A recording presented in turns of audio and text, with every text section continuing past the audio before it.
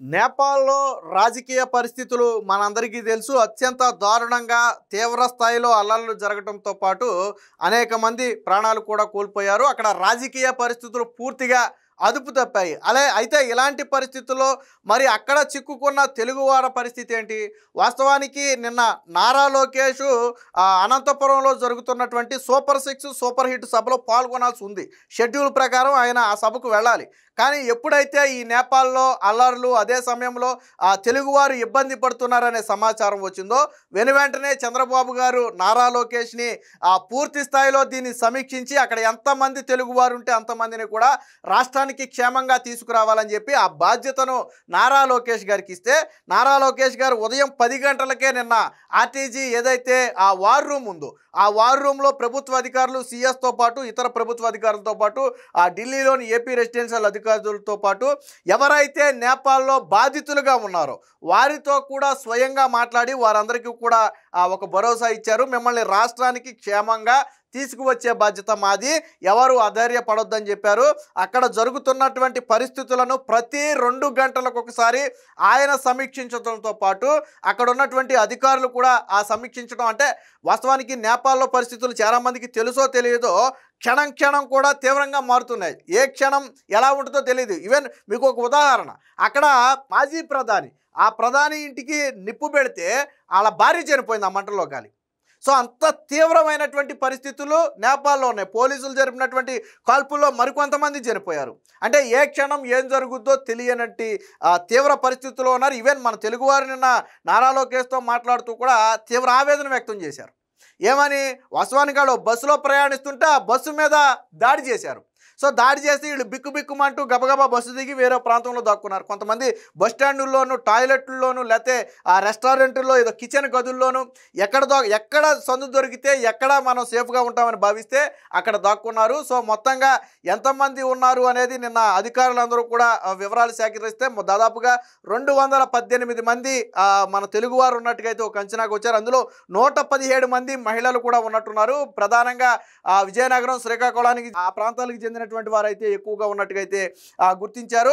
Latest update ప్రకారం ఈరోజు ఉదయమే దాదాపుగా ఒక 22 మందిని తీసుకురావడం జరిగింది. మరికొంతమందిని దాదాపుగా ఒక 200 మందిని తీసుకురావడానికి ప్రత్యేక ఫ్లైట్ సిద్ధం చేస్తున్నారు. అలాగే వారిని ఫ్లైట్ వరకు తీసుకురావడానికి ఒక హెలికాప్టర్ కూడా సిద్ధం చేసినట్టుగా నారా లోకేష్ అయితే తన సోషల్ మీడియా అకౌంట్ ద్వారా చెప్పడం జరిగింది. క్షేమంగా వస్తున్న వారు వివరాలను కూడా సోషల్ మీడియాలో నారా లోకేష్ అయితే పోస్ట్ చేయడం జరిగింది. సో దీనికి సంబంధించి ఇది మనం ఇక్కడ ఇది చూడొచ్చు.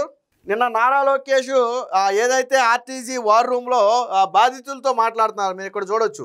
సో బాధితులతో పాటు సీఎస్తో పాటు ఇతర అధికారులు ఉన్నారు. స్వయంగా నారా లోకేషే వార్ రూమ్లో పూర్తి స్థాయి ఉండి మొత్తం ఇంచుమించు ఈ విషయం అంతా సెటరైట్ అయ్యి అందరి అధికారులతో మాట్లాడి ఫ్లైట్లు, చాప్టర్ ఫ్లైట్లు ఇవన్నీ కూడా సిద్ధం చేసి వారందరినీ తీసుకురావడానికి ప్రణాళిక రచించే వరకు కూడా నారా లోకేష్ అయితే ఫాలోఅప్ చేశారు. స్టిల్ ఇప్పటికీ ఫాలోఅప్ జరుగుతుంది. ఈరోజు సాయంత్రానికి మొత్తం అందరినీ కూడా తీసుకువస్తామని చెప్పి నారా లోకేష్ అయితే ప్రామిస్ కూడా చేయడం జరిగింది.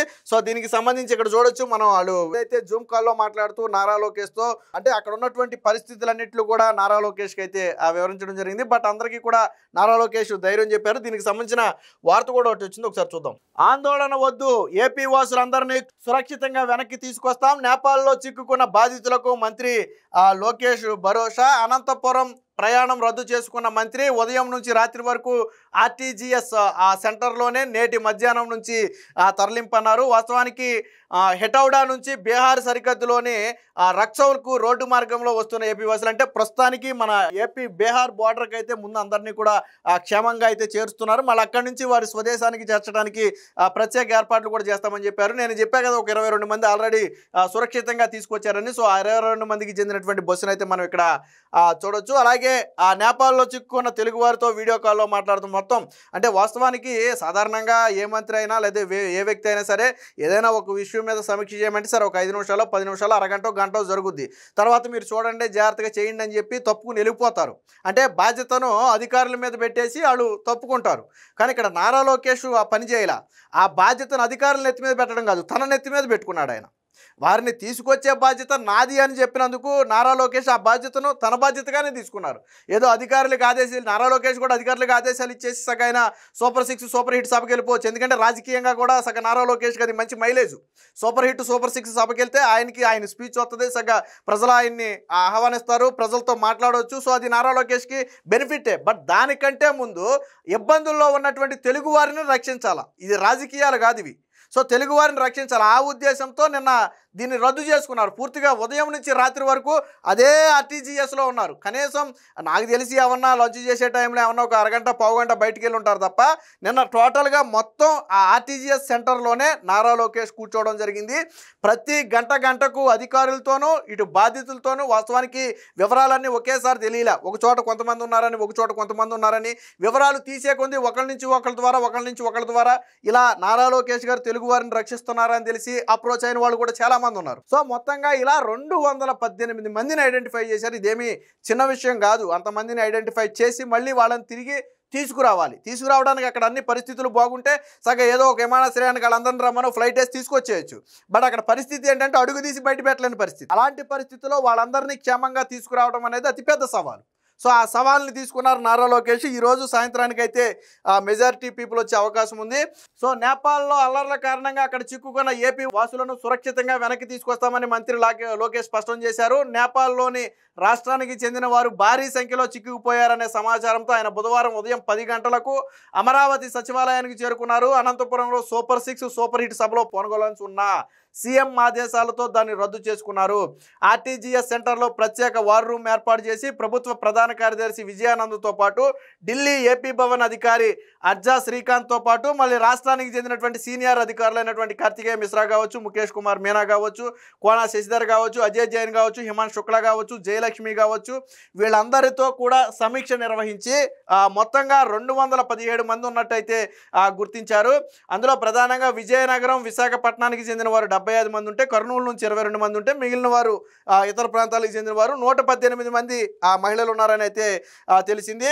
సో ఈ వాస్తవానికి అక్కడ ఉదయం 6 గంటల వరకు కర్ఫ్యూ ఉంది అక్కడ నేపాల్లో. సో ఈ నేపథ్యంలో అక్కడ మధ్యాహ్నం నుంచి ఆ చర్యలు అయితే ప్రారంభించారు. ఢిల్లీలోని 218 సీట్ల సామర్థ్యం ఉన్న ఒక ఇండిగో విమానాన్ని అయితే సిద్ధం చేశారు. నాకు తెలిసి ఈ రోజు మధ్యాహ్నానికి ఆ ఇండిగో విమానం అయితే నేపాల్ చేరబోతుంది.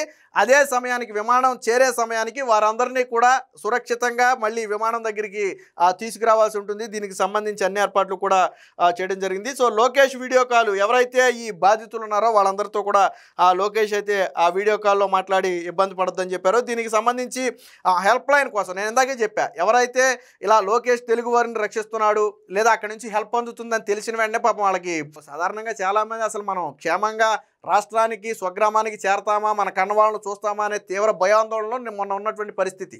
ఎందుకంటే ఏ క్షణం ఏం జరుగుతుందో తెలియదు, ఏం జరిగినా అడగటానికి కూడా లేదు. సో కనీసం ఏదైనా జరిగితే అక్కడ నుంచి బాడీని తీసుకొచ్చే అవకాశం కూడా లేదు. సో అంత దారుణమైన పరిస్థితులు ఉన్నాయి. సో చాలామంది ఒక రకంగా ఆశలు వదిలేసుకున్నారు. అలాంటి సమయంలో నారా లోకేష్ ఇలా రెస్పాండ్ అయ్యారు. ఏపీ ప్రభుత్వం రెస్పాండ్ అయిందని తెలిసి చాలామంది అప్రోచ్ అవ్వడం మొదలుపెట్టారు. దీంతో హెల్ప్ లైన్ సెంటర్లను కూడా ఏర్పాటు చేయడం జరిగింది.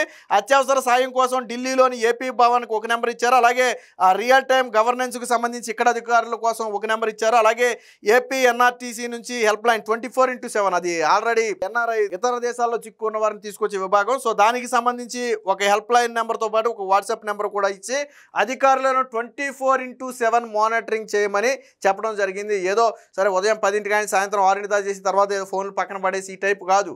ఎందుకంటే ఏ క్షణంలో ఏం జరుగుతుంది ఎవరికీ తెలియదు. కాబట్టి 24/7 స్టిల్ నారా లోకేష్ ఇప్పటికీ కూడా దీన్ని పర్సూ చేస్తున్నారు. అటు అధికారులతో ఇటు బాధలతో ఇంకా మాట్లాడుతూనే ఉన్నారు. ఈరోజు సాయంత్రం తీసుకొచ్చే వరకు కూడా నారా లోకేష్ ఆ సంప్రదింపులు అనేది జరుగుతాయి. ఇది ఒక లీడర్కు ఉండాల్సిన లక్షణం. ఇందులో ఓట్ల రాజకీయం ఏమీ లేదు. ఇప్పుడు ఈయన తీసుకురావడం వల్ల చంద్రబాబు గారికో లోకేష్కో ఆ కూటమి ప్రభుత్వానికి అదనంగా ఒరిగేది ఏమీ లేదు. కానీ తెలుగువారు ఎక్కడున్నా ఇబ్బంది పడకూడదు అనేది ప్రధానంగా చంద్రబాబు గారు కానీ లోకేష్ గారు కానీ ఆలోచన. కాబట్టి ఇలాంటి క్లిష్ట పరిస్థితుల్లో రాష్ట్ర ప్రభుత్వం వాస్తవానికి మీరు మిగతా రాష్ట్రాలు ఒకసారి చూడండి, ఏ రాష్ట్రాలు కూడా ఈ స్థాయిలో స్పందించాలి. సాధారణంగా కొన్ని రాష్ట్రాలు హెల్ప్ లైన్ సెంటర్ ఏర్పాటు చేసి మీరు ఏదైనా ఉంటే హెల్ప్ లైన్కి ఫోన్ చేయండి అని చెప్పారు తప్ప ఇలా ఒక మినిస్టర్ కూర్చుని పొద్దుటి నుంచి సాయంత్రం వరకు కూర్చుని ఎంతమంది ఉన్నారని ఎంక్వైరీ చేసి వారందరినీ తీసుకురావడానికి ఏర్పాట్లు చేసినటువంటి నాయకుడు మీకు దేశంలో ఎక్కడా లేడు. మీరు ఏ రాష్ట్రాలైనా చూడండి, అన్ని రాష్ట్రాల నుంచి ప్రజలు నేపాల్లో ఉండుంటారు, కానీ ఎక్కడా కూడా ఈ స్థాయిలో చేయలే. ఒక నారా లోకేష్ మాత్రమే అలా చేశాడు. అది బాధ్యత అంటే. నిన్న చంద్రబాబు గారు సభలో కూడా ఈ మాట చెప్పారు, లోకేష్ రావాలి వాస్తవానికి ఇక్కడికి, కానీ ఇక్కడ తెలుగువారు ఇబ్బంది పడుతున్నారని చెప్పి నేను ఇక్కడికి వద్దు, వాళ్ళ సంగతి చూడు, వాళ్ళని రాష్ట్రానికి క్షేమంగా తీసుకురావాలని చెప్పాను. ఇప్పుడు నారా లోకేష్ అక్కడ ఉన్నాడు, వాళ్ళందరినీ కూడా రాష్ట్రానికి తీసుకొచ్చే ప్రయత్నం జరుగుతుందని నేను చంద్రబాబు గారి సభలో కూడా చెప్పాను. ఇది కదా నాయకత్వం అంటే. ఓట్ల కోసమో, రేపొద్దున ఓట్ల కోసమో, లేదా రాజకీయ భవిష్యత్తు కోసమో డ్రామాలాడటం కాదు కదా. నిజంగా కష్టం వచ్చినప్పుడు ప్రజలకు అండగా నిలబడిన వాడే నాయకుడు. నాయకుడు అంటే ఎవడు? ప్రజలకు అండగా నిలబడిన వాడినే నాయకుడు. మరి నారా లోకేష్ నిజంగా నాయకుడు అనిపించుకున్నాడు ఈరోజు. ఏదేమైనా మొత్తానికి నారా లోకేష్ తీసుకున్నటువంటి ఈ చొరవ వల్ల ఇప్పుడు రాష్ట్ర వ్యాప్తంగానే కాదు, ప్రపంచవ్యాప్తంగా ఉన్న తెలుగు వారందరూ కూడా నారా లోకేష్ని అభినందిస్తున్నారు.